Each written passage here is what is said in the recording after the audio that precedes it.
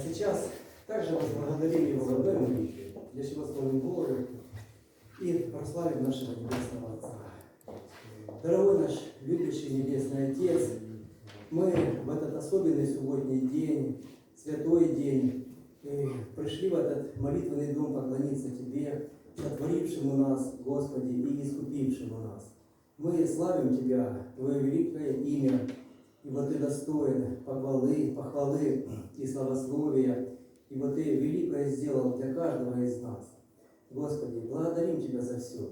Просим Тебя, чтобы Ты пребывал с нами и на эту часть субботнего богослужения, благословил всех нас Духом Твоим Святым, благословил проповедующего, и пусть Твое имя будет прославлено, как на небесах, так и здесь на земле, Отца и Сына и Святого Духа во веки веков. Аминь.